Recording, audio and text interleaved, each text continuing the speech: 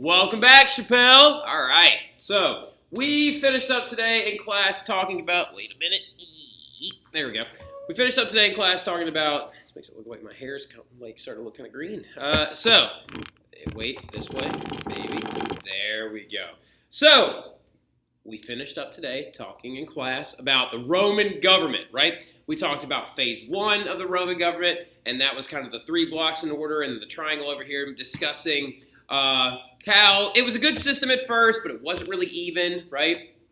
And how time passed, it called for a new change, a new amendment, a new form of their government, right? To get to that true form of SPQR, a government that actually represented the Senate and the people of Rome. Why does my hair look so goofy? Now, anyway, so don't mind me. But we talked about the struggle of the orders, right? Now, in your notes underneath struggle of the orders, one thing you can jot down real quick, of course, is the plebes boycotted the military in order to have a more fair government, right?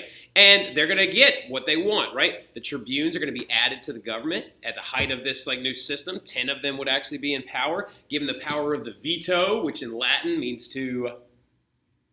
Good job, Abby. I heard you over there. Abby Hernandez, to be specific. The power to send back, right? So new laws are going to be passed, and new orders are going to be added, right? A couple other things that were actually added in. Plebes and patricians were allowed to intermarry, right? A plebe can marry a patrician can marry a plebe, which was unprecedented in their new society. So their government became much more equal, right? And remember, you need to know those charts. They're very, very important, all right? So now we got to get into conquest, right? Because as of right now, the Rome we're talking about only really covers Italy, right? Well, not for long, all right? Because the Romans have 3 goals: divide, explore, conquer, right? So Romans did not plan to grow as large as they did. You need to underline that really fast. The Romans did not plan to grow as large as they did.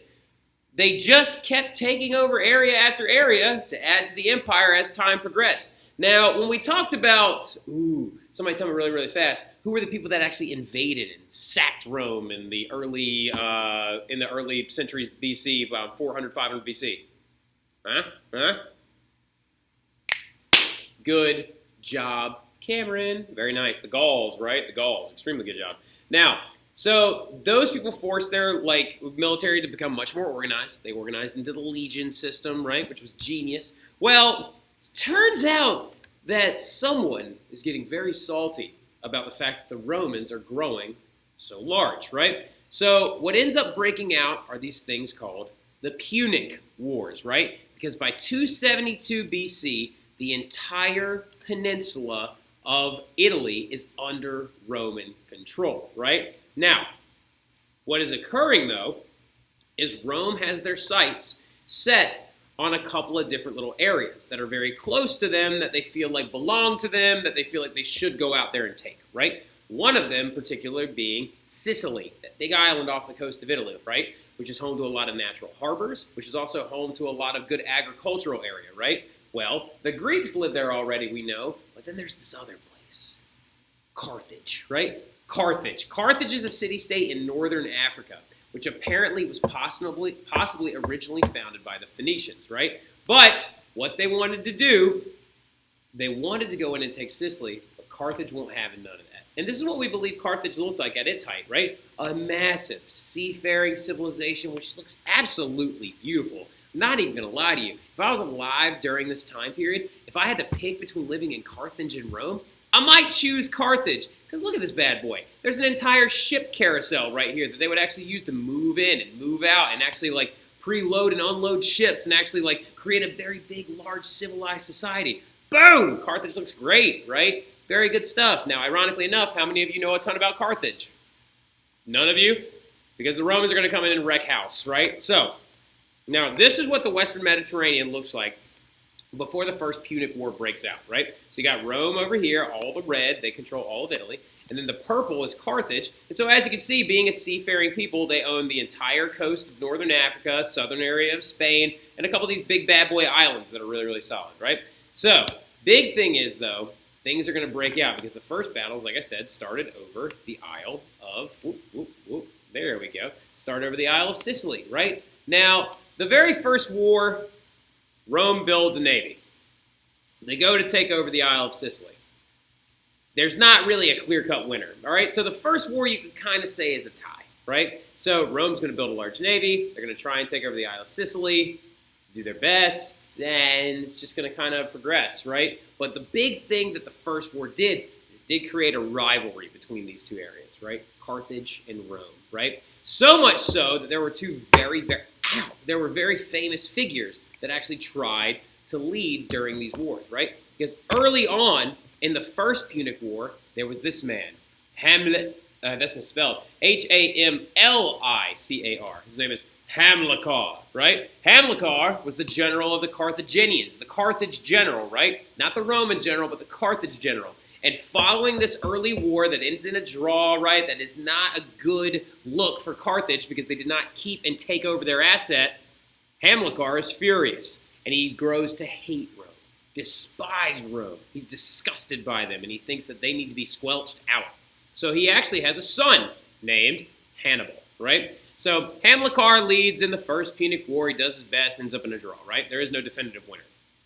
Hannibal, on the other hand, has been forced by his father to swear hatred towards Rome, right? Hamilcar, after the First Punic War, he goes up to his son, he kills a goat in front of him, places it on a religious altar, and he tells his son to put his hand on this dead goat and swear that he will forever hate Rome, right? And Hannibal does it, and he does grow up in a home where he hates Rome and despises them, right? So Rome, in the Second Punic War, this is a lot like Xerxes and Darius, right? So in the Second Punic War, Rome is going to be threatened by his son Hannibal, right? So Hamilcar is in the first one, Hannibal's in the second one.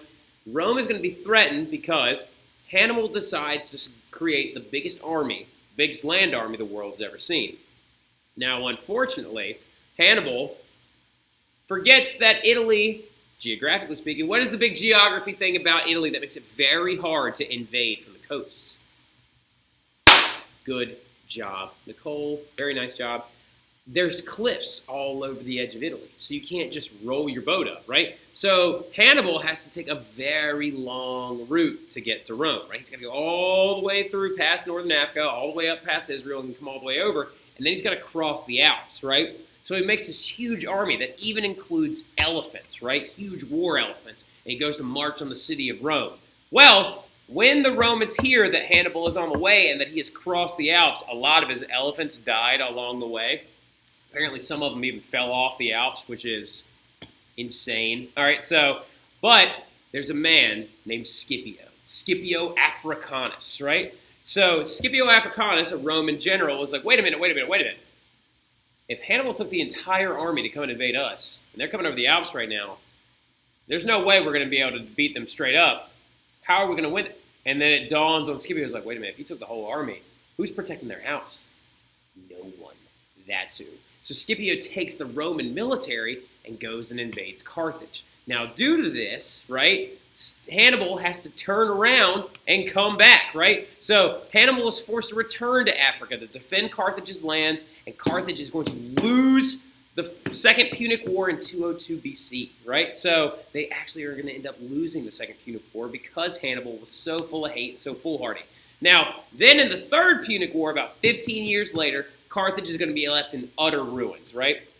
The Romans come in, directly invade them using their navy, right? And they take over Carthage, and with taking over Carthage, they took over all of Carthage's lands, right? There was several different battles throughout Spain and southern France and like all these other areas, and Carthage is going to be destroyed. And like Carthaginians were sold into slavery, and then it's also said that it's also said that the Romans were so mad, so aggravated at Carthage for even starting these series of war that they took all of their land and then poured salt all over it so nothing would ever grow there again, right? So, that's deep. All right, so now, Greece and Macedonia and parts of Southwest Asia are going to end up coming under Roman control as well, using diplomacy and threats during the Punic Wars, and then, hold on one second. And then, not to mention the fact, too, that the Roman Republic is going to divide everything into provinces, right? And a governor is going to be appointed to rule each of these different provinces, okay? So, with that, though, this is an example, which you can jot down really fast, under here, that is an example of the Roman bureaucracy, right? Now, the people of these new provinces had to pay taxes and to Rome, and some of them are unfortunately going to be sold into slavery, which is absolutely awful, right? So, but that is the beginning of the Rome you know as being the divide and conquer Rome, right? Like the send out the legions and take over everything we can kind of Rome, right? It all starts with the Punic Wars and the battles over land with Carthage, right? So I hope you all have a good evening, and that's a little summary of the Punic Wars, and I'll talk to you guys tomorrow. So have a good evening.